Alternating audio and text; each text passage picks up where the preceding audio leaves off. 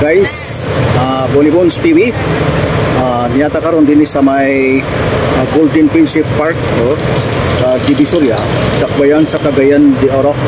Ato ning gibidyuhan gumikan kay nindot na kay tan-awon ang parke sa maong Divisoria. Bago na nahuman guys, no? Bago kini siya nahuman nga parke kay giusab kini ang itsura kay sa kanya to do na mo guni sa CR.